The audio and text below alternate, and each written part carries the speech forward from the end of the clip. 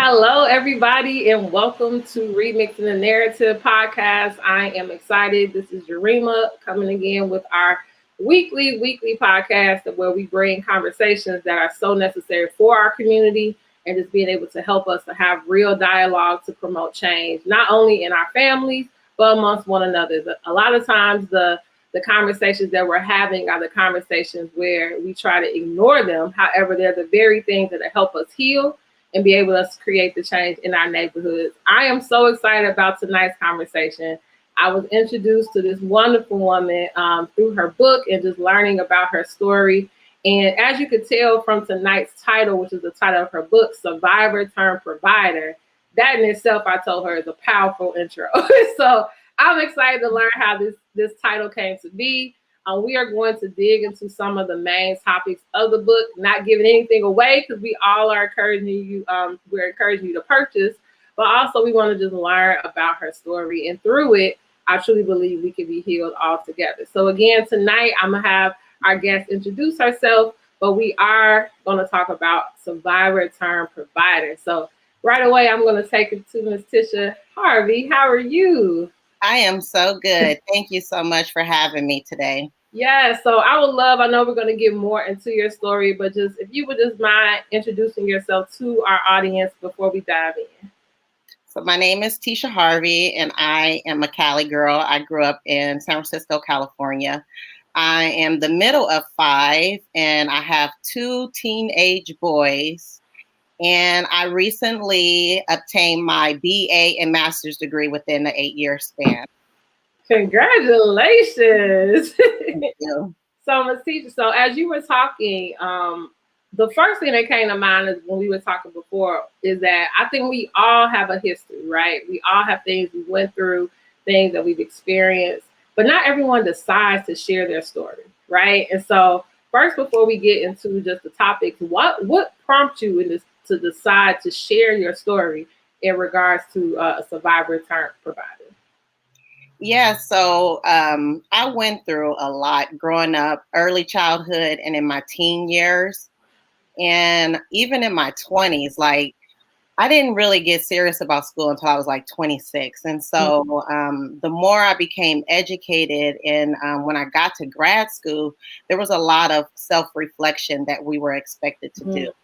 And so it was in grad school when I started to actually talk about some of the experiences I've had and then felt comfortable sharing them because at that point I was like 20 years. It had been 20 years since my suicide attempt. And so it allowed me to talk openly about it and be comfortable with it. And then to know that I could be helping someone else. Yeah. And then break the stigma in our community because, you know, there are so many things that happen in our community and it's like always kept secret. It's hush hush. Nobody wants to talk about it.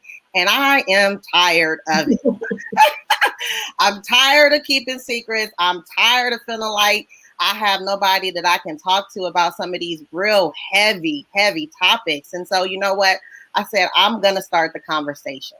I love it. I love it. And you hinted towards the first topic. And let me just say this as well. So I'm a teacher. I teach high school. And many times I've had conversations in my years of teaching with students who have struggled with many of the things that you're going to hit on tonight. Suicide, PTSD, right? Feeling as if they have all these different secrets in their families that are really trapping them.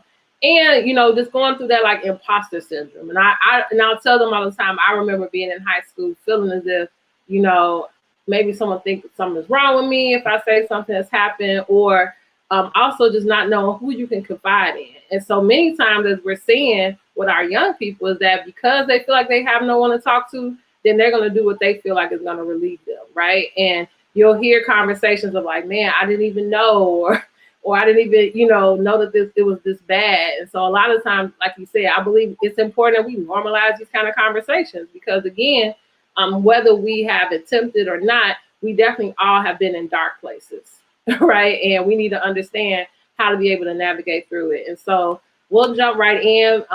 So if you're joining us, this is definitely an interactive space. So if you have a question or comment, feel free to leave it and we'll pull it up. But let's start with the first part. So the suicide attempt. You mind kind of sharing a little bit behind what led to this? Yeah, so at the time, I was in a dark space. I had left California and moved to Las Vegas where my auntie stayed and tried to, start fresh. I was trying to pursue my education and I went to UNLV, and then I got discouraged when I found out that I would have to pay out of state fees and, before establishing residency. And so it just threw me for a loop. And then I left California. I was working like 2 jobs. And then when I found the job there, I did not know that oh my goodness, minimum wage out there was $5.15. Wait, $5.15? $5.15. And I had left California working like 2 jobs and I was making at least like $8 or $10. And that discouraged me too. So I was there for a while and I was just like, this ain't for me. This ain't gonna work. And then I had some convincing from a guy that I was in and out of my life at the time, and made arrangements to come home. He was supposed to pick me up from the bus station, and I got to the bus station and he's nowhere to be found. So here I am with this duffel bag, right? And I had to find my way to my sister's house. And so when I got to my sister's house, I was met with my mom by a lot of frustration. She cussed me out left, right, back, forth. And I just was at that point, I was broke. I was tired of feeling like her verbal punching bag, always being cussed out about something. And I was so many bitches. It was just ridiculous. Mm-hmm. And so I actually went in my oldest sister's medicine cabinet, and I swallowed some pills and laid down in her bed. Wow. Yeah. And my youngest sister and my nephew found me. They were trying to wake me up, and I was, I was drowsy, and they couldn't get me up. And I believe they called 911, and I ended up in the emergency room. And then from Kaiser emergency room, I was actually sent to another facility where they kept me on was supposed to be like a 5150 hold and 72 hours, and it led to like 2 to 3 weeks. I was in a depressed state, and it was definitely something that I never shared with people. The only people that really knew about it were the people that were there. And so, continue. I don't want to cut you off. No, I was going to say one of my good friends, Fawn, is on watching live. Recently was talking about it, and she gasped, and I was like, it just made me realize how much I never shared. I never told anybody about this. And so when I got to grad school, one of my professors had us watching a film, and it was about a lot of like domestic violence. It had verbal. It was just like a lot of family drama. And one of the daughters actually attempted suicide, and she killed herself. And it was then when I was like, I cannot continue to hold on to this. I gotta let this out. And on that day is when I spoke about it for the first time in an open space in 20 years. Wow. That's amazing. And why I say it's amazing is because I think, even as you just said, like, you had got to a place where I want us to talk about what got you to that place, right? Because I think when we are out of it, we can then look back and say, man, what was like the warning signs, or what was like because I'm sure it wasn't like a drastic, okay, this is just what I'm going to do, right?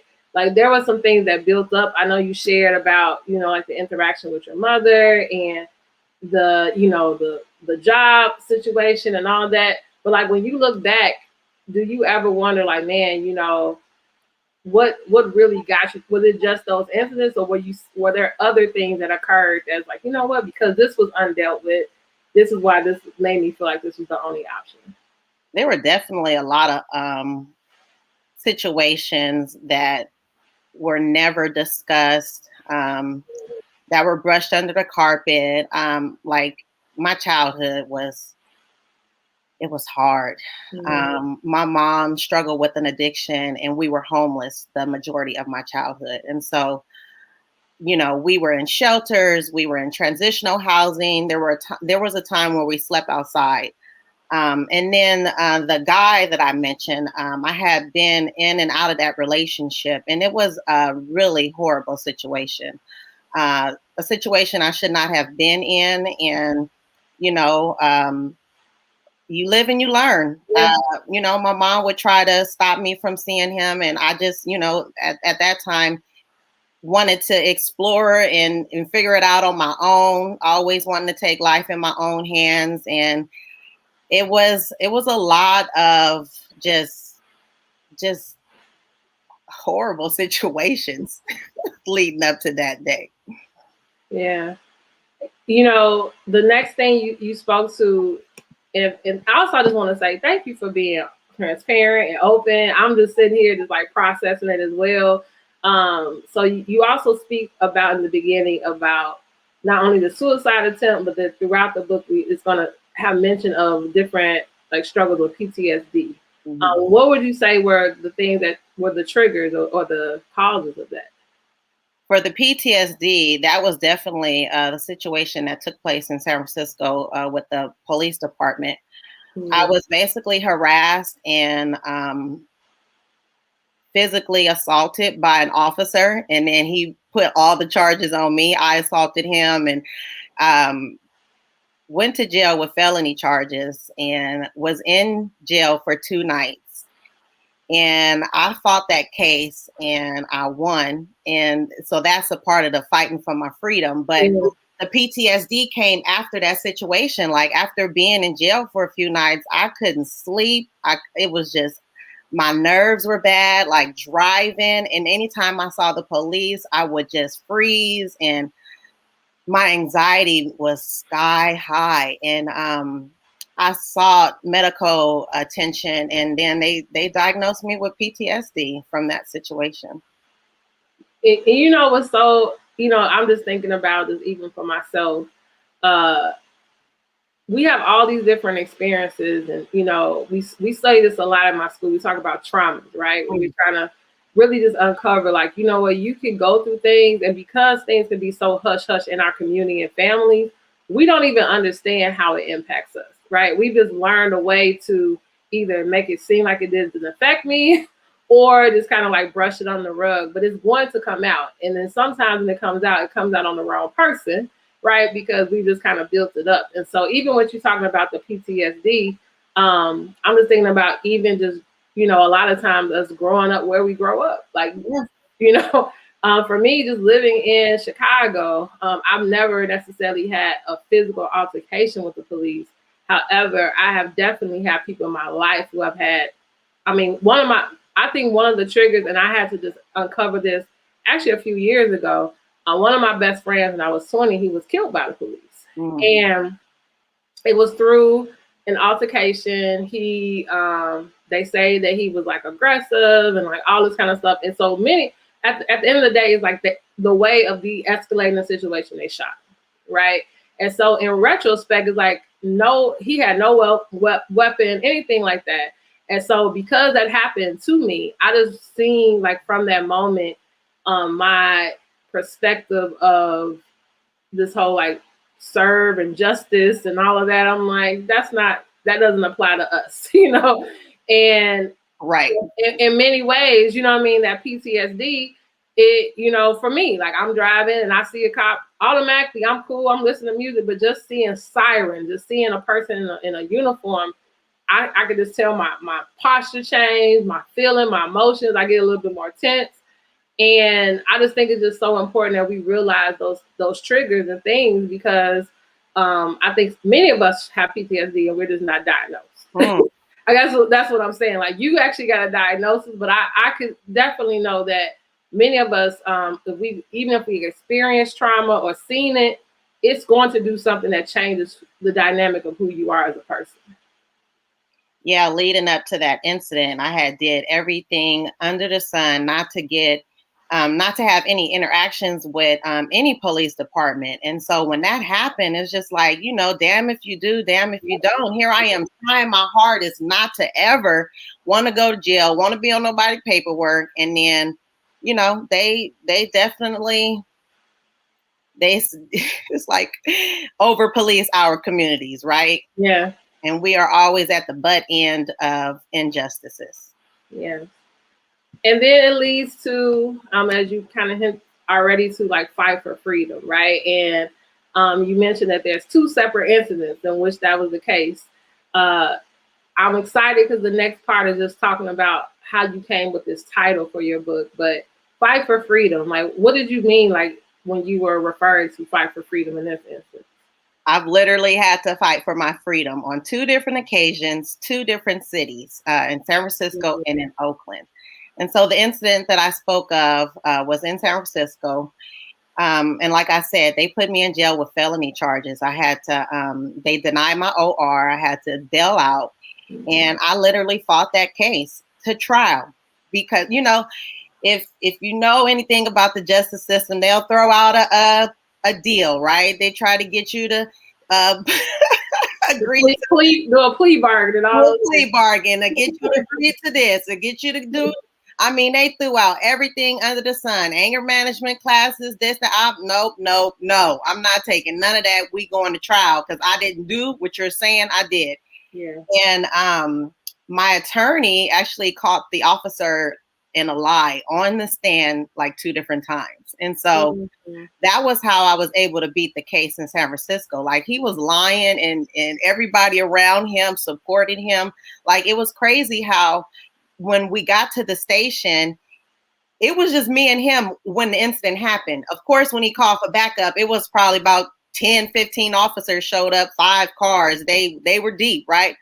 We got to the station. They all went into the captain's office. And they came out with like 3 or 4 felony charges. And I was just like, oh my gosh, I could not believe that was happening to me. And then they took me to jail and then I had to stay for a few days. Whew. Yeah. It's crazy. I mean, so last week we had a conversation about the movie American Skin, right? So hearing you, have you seen that movie yet? Yes. Yeah. So hearing this and just like seeing how everything is in alignment. One of my best friends who was on there, he's an ex-military officer and all of that. And he just kind of shared how that is what led him actually to get out of the force and out of the military, just because of this whole backing behind things, even when it's not right. You know what I mean? Like having to feel as if this pressure of doing that, and also being a Black man, understanding that if he was just out of uniform and he was just whatever, he could ultimately have the same incident happen to him, right? And so these, even as you're sharing, like they went in the captain's office, came out with this story. It's like, come on, y'all. Like, come on. But I'm glad to hear that you were able to have a lawyer. And I think that's the thing too, that's an important piece. You know what I mean? That you had a lawyer who cared enough to get you your freedom. You know what I mean? Because I think that matters as well. We have people who go to court all the day. If they can't afford good attorneys or good people to support them, and they're just like someone at the courthouse hired, they can get guilty sentences and definitely it was not true, but they didn't have anyone that was really listening to what the people are saying in order to back them up. Yeah. I just was very grateful that I had an opportunity to seek out counsel and be able to afford it. And, a lot of people don't even try. It's not even that expensive to obtain a lawyer. And sometimes they'll work with you. It's like, have a conversation with someone, seek counsel, try. There are so many resources out there. Like there's a lawyer referral program. You can call and get a free consultation, and a lot of people don't even try to find out what's out there. So, yeah. I love it. So now, survivor turned provider. So please tell me, when after writing your memoir and you landed on this being the title. How did you land on this title? So it was a couple different occasions. I was having a conversation with this woman who I was in a group coaching program with. And we were just talking about my story. And she was like, wow, you really survived so much. And when she said that, I was just like, I never even thought about the things that I've survived or even saying that I'm a survivor, right? And when she said it, I was just like, wow. And then one night I was, while I was writing the book, there were plenty of nights where I couldn't sleep because the book it was so much. Oh, I need to say this. Oh, I need to remember, put that. Oh, this, oh, that, right? And one night it just came, I was thinking about the title because I was back and forth with the title for a while. And I didn't even have one going in. I didn't have one in mind. And then one night I was laying down and I was just playing with words in my head and it just popped up. And I got up and wrote it down. How it came about. I was just thinking about the conversation I had with Sonia. Shout out to Sonia. From the cohort TNE, Team No Excuses, is where my book was birthed. I had just finished grad school and I was doing much of nothing other than looking for work and making sure I had my license and paperwork straight. And someone told me about a master class at my birthday party. And that was in August. And I graduated in May. And then the program started in September. So I went to the master class and he talked about the group coaching program. And so I was like, okay, I'll give it a shot. I wasn't doing nothing else. And I was, bored. I was like, okay, how do people do this? Sit home and do nothing all day. I need something to do. And I have been, I've really talked about writing a book for like 10, 15 years. And it was embedded in me because it was my story. And so I just took off and I eventually started to write a chapter a week and I finished the book in the 12 weeks. Wow. That in itself, we're going to talk about the process and all of that, but that's amazing. That's convicting too, because I've been trying to, I don't even want to tell you how long I've been trying to write a book. But you know what? But I think, like you said, if it's a part of your story, and first of all, I think also, like you said, it wouldn't allow you not to write. Right? You know what I mean? I think you knowing, like you said, okay, when I asked you earlier, like what made you decide to write this story? Like I'm tired of being silent, and I think once you open up, you can't close those doors. You know what I mean? Like once you've opened up, it's like okay, let it just continue to flow, because it definitely will bless somebody. So. Yeah, and after getting through grad school, I said, if I can get through grad school and write this capstone paper, I can do anything. Yes. So if you are here, thank you so much for tuning in. We are actually at the part that I love the most, which is actually hearing a live reading from the author. So many times when we buy the book, we're trying to envision what they feel and what were they thinking and why did they write what they write. And so I've asked her to be able to pick some parts that she would love to share with us so that once we get it for ourselves, we can be able to hear her voice and really understand the message behind it. So I am actually going to pull out so it could just be you. So you can share, and then once you're done, I'll come back and we'll finish our conversation. Okay.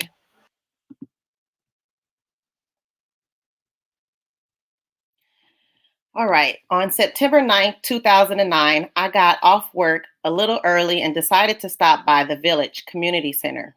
Right before my employment with San Francisco Unified School District, I had gone through a job training program. I would stop by the Village Community Center now and then and say hi to a few of the women who worked there who supported me.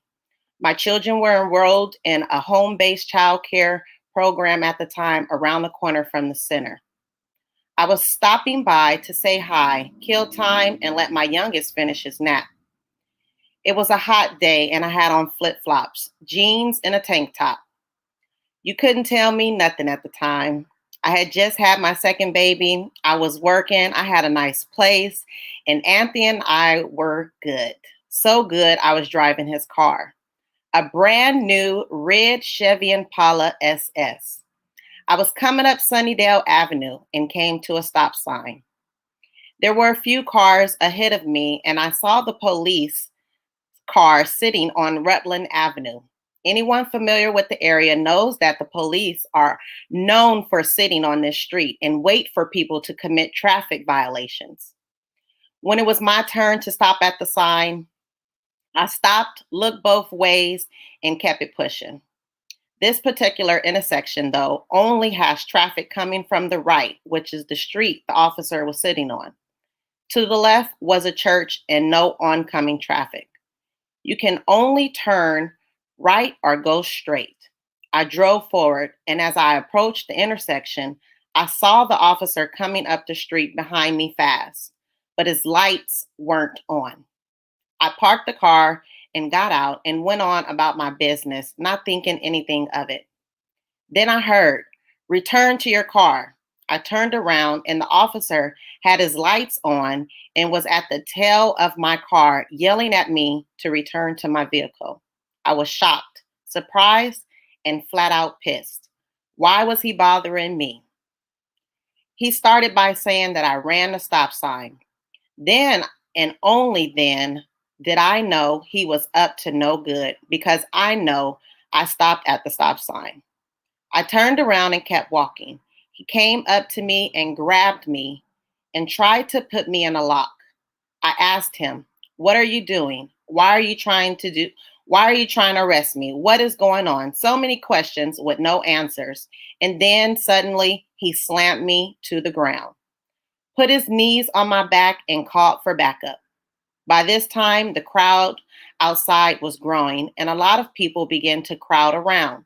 So I started yelling for them to go get Miss Sharon or Miss Susan out of the center. Soon, 10 or so cop cars and officers surrounded us. The cop cuffed me, picked me up off the ground, and put me in the back of his squad car. I was furious and felt so violated. Miss Sharon ran to the car and asked what happened. She told the officer he must have mistaken me with someone else, that I was good, never had any issues. No matter what she said, they still took me in. On the way to the Balboa BART station, Officer Ryan Hart asked me for my name and said, "Just give me your name so I can cite you and let you go." I was boiling mad and responded, "So if I don't give you my name, what are you going to do? Take me to an alley and beat me up some more?" I guess you can say I was a little hot-headed. That also let me know that he knew he was out of pocket and had to figure out a way to get out of it.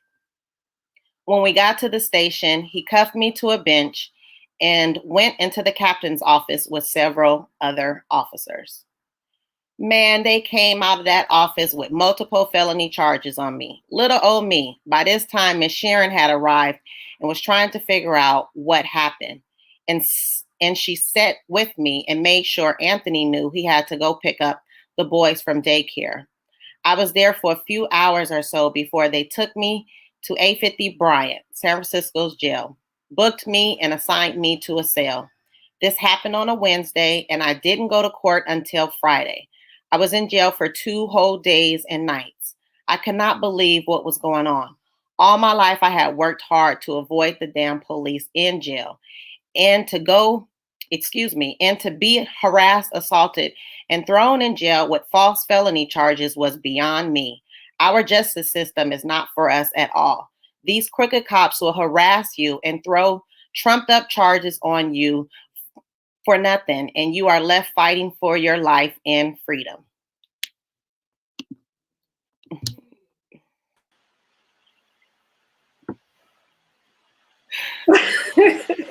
I was sitting there like, oh my gosh, I feel like I'm there. Like, I did not know. So you got thrown to the ground as well. And then later, so now I was bruised up. I had like scratches. It was even when I got out of jail, I was still bruised up. So that's how badly he had bruised me and roughed me up, like really roughed me up. So even after that, right? I guess I'm trying to put myself in your shoes, and I would love to hear I know you said since then, all the, like the PTSD and all of that, but what do you feel like it produced in you? Like, how do you heal from that? Like, how do you move past that? You know? It definitely took a lot of time and a lot of therapy, a lot of spiritual growth, and just like constantly feeling like I'm a fighter. You know, I'm a survivor. I've survived so much, and like, you know, the song comes in my head. Beyonce is in my head. I'm a survivor. I'm not gonna give up. I'm gonna work hard. You know, it's been a lot of like self-care, a lot of healing, and through therapy I've definitely taken advantage of providers and seeking therapy and counsel. So you currently you go to therapy? Yes. And I love to bring that up as well. We had a conversation about normalizing therapy, right? And I think it's so important that we understand that we can always heal, we can always work through things. I believe therapy is necessary within and out of hard times. It's just, I think, a part of us evolving. And so now you have this story within you. It's so much more, because and it makes me eager to get your book, and I can't wait till it gets here. So you have so much more within you. I have this story. So we may have other people on the line, like, you know what, hearing her inspires me. I believe it's so important to get things out. But this whole road to getting published, right? So even though you have it in your spirit that you want to get it done, like, what steps did you take in order to take this memoir, and then now it becomes a published book? So I mentioned briefly about the group coaching program that I did. Yeah. And so it's called TNE, Team No Excuses. And the guy that runs the program actually wrote a book, Everything You Need to Know About Writing Your Book. No, he didn't. He didn't. You see, so this helped me a lot. Wow. It actually breaks it down. He talks about, you know, from starting with the outline, knocking out chapters, setting goals about how much you're going to write per day. And so what I eventually did was set a goal to write for 30 to 60 minutes a day. And I was writing on my lunch break. I would get off of work and write. And it was a few things that stood out to me when I was in his program. And one of them were when he would say things like, you know, you work a 9 to 5, you spending 8 hours building and working for a company that if you were to die tomorrow, they will hire someone else quick, fast, in a hurry. So why aren't you putting 2 or 3 hours into your own dreams, into your own business? And when he would say that, it just, you know, it clicked, because I've always talked about writing this book and working for myself, right? Wanting to be my own boss. Yeah.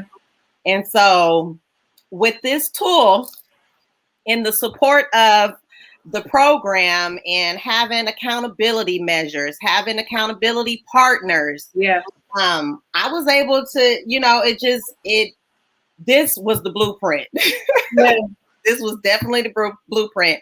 And then the editor that I hired was amazing, absolutely amazing. And how did you find them? I actually got her. She was referred from my coach. Okay.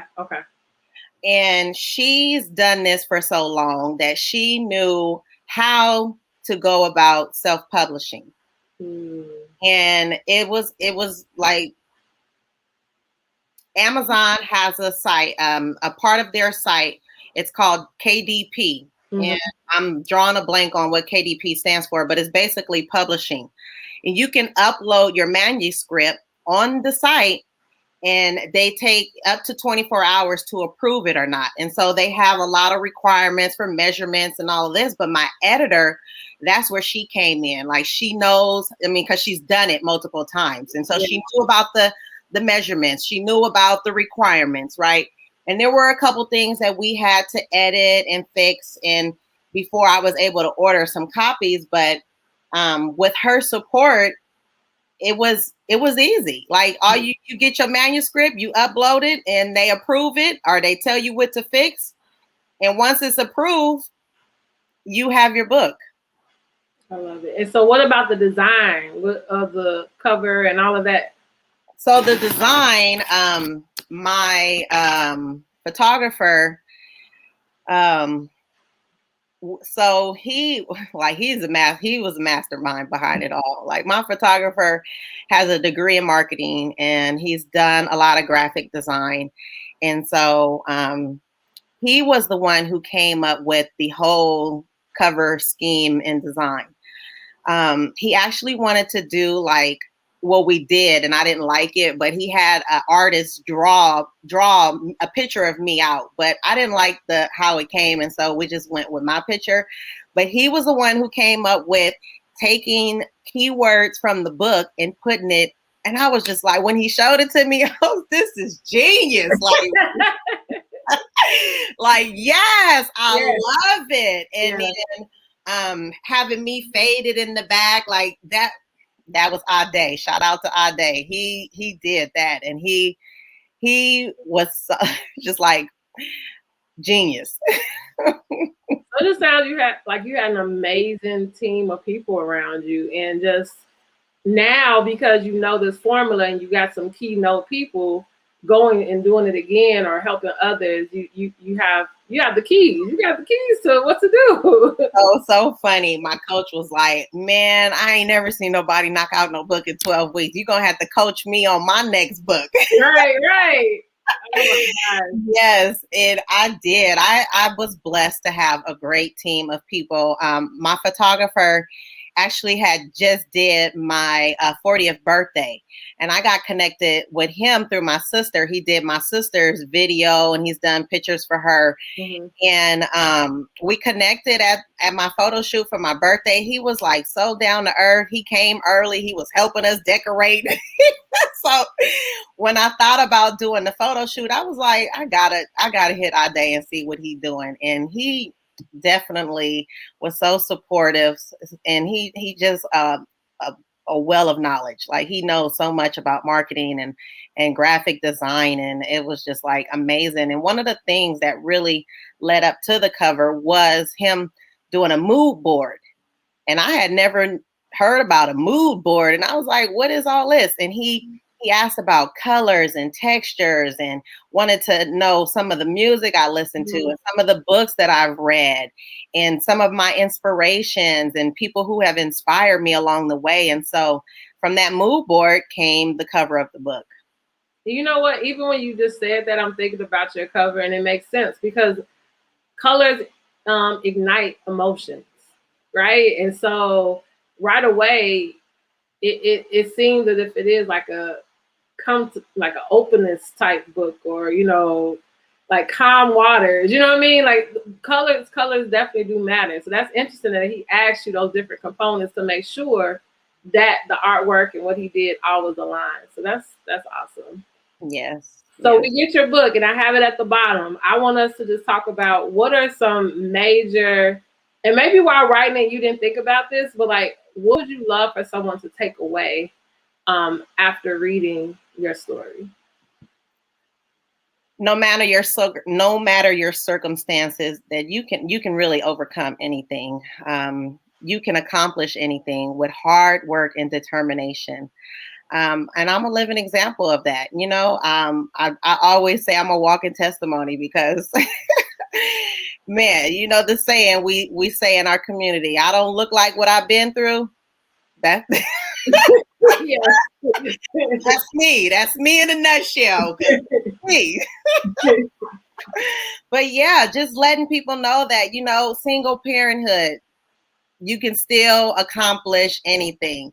Poverty, you can still accomplish anything. No dad in the home, you can still accomplish anything. It's like I've experienced all of those, and I would have never thought that I would be where I am today. But, if not for God, I'm telling you, he has allowed me to lead in ways that where I would never have thought or imagined.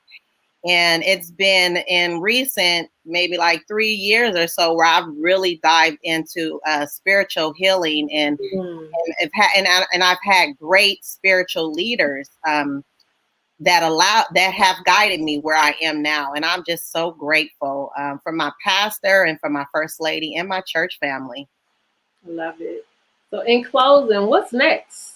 Is it going to be a sequel? Do you see this, you did it so easily and flawless. Like, is this now a continuation? Like, what do you desire next for this?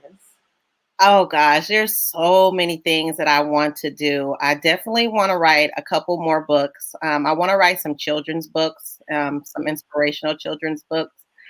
I am moving towards private practice. Okay. And so I joined this other group coaching program. It's called DTA, Dope Therapist Academy. And I'm so excited. I'm so excited. I got hooked up with 2 Black doctors, 2 psychologists. I'm working with one currently, and then she connected me to the DTA doctor. Dr. TK has a program, and she allows, she help people grow and start their private practice. And so that's something that I'm really, really, really excited about moving forward, because like I said earlier, I've always wanted to be my own boss. I'm tired of working for other people. Very grateful that I have had opportunities, but it's time to spread my wings and fly. I love it. I love it. Well, as you see at the bottom, you all, this is where you need to go and grab a copy of Survivor Turned Provider. Thank you so much for your transparency, for sharing your story. I believe that anytime someone is vulnerable and they share what they've been through, you're going to connect and people are going to be healed. I'm also grateful that we were connected, and I look forward to hearing more about your journey. And have you ever been to Chicago? I always ask people who are not. I haven't been to Chicago. No? Oh my gosh, you got to come. Not now, because don't travel nowhere now. But when we definitely are able to open up and all of that, I would love for you to come out. I do a girls' conference every year. We probably won't do it again until next year. We do it for ages 6 to 18 years old. And I'm really big about us like instilling these wisdom and pearls and gems to our girls early. And so just even you sharing your story, I'm giving you an invitation. I would love for you to come out and speak to when we do our conference. So we would definitely stay connected. Thank you. Thank you for having me on the show. I'm so excited. And of course, I would love to take you up on your offer. And Chicago's definitely been on one of my cities to go to. And so I don't know if you can tell. This is... I see my first lady. That's Chicago all day. I see. This is map of the United States, and these are the ones that are color are states that I've traveled to with my boys. And so I had a goal to take them to 50 states by the time they were finished high school. Where did you get that from? This, I don't even remember where I got this from. It's probably at like a crafting store, Michael's or Joanne Fabrics. But I've taken them around the world, and we have definitely seen a lot, been a lot of places. But COVID put a damper in our little travel. But our last big trip was Hawaii. Wow. Yes. And so I had a goal of getting them to 50 states by the time they were finished high school, so they can see the world outside of California. My brother and sister, we share the same father, different mothers. Their mother was such a beautiful, beautiful person. She passed away a couple of years ago, and she was an avid traveler. And what I was inspired most, we were at her funeral. At the front, they had a world map and literally pinned all the places she's been to. She had went to every place around the world before she passed. Wow.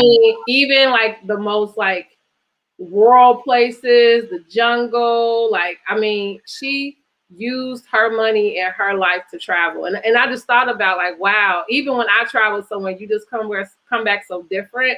And it was just so, everyone at the funeral was just like, oh my gosh, it was like all these pins. Literally like pins in places this big. I'm like, how did she get there? Like, And they said everywhere she went for the authentic, like real people who live their experience. And so I really want to do that the same thing for my son as well. I believe that you just get to be able to see how much bigger this world is beyond your little nucleus. Yes. You know? Yes, outside your zip code, your area code. And I took my boys to Atlanta one year and did our own HBCU. Okay. Yes. We went in the Morehouse, bought sweaters and socks. So yeah, I really enjoy traveling, and it's definitely something that I have shared with my kids. I love it. Well, hopefully, you get a little dot for Chicago, and we're gonna get a dot because my son definitely wants to come to California. Okay. So we'll get a dot on our trip board as well. Well, thank you so much for joining us. Thank you so much for being here. People in the comments are blowing you kisses. They love it. You are inspiring. Thank you. If you're watching this in the replay or currently watching it, thank you again. If you have any comments later, put it in the comments and we will come back and answer it. But please go get the book. Get the book, Survivor Turned Provider. And if she inspired you to share your story, do it as well. Yes. Thank you so much. Have a great evening. Yes, thank you. See you. Bye-bye. Have a good one. Thank you.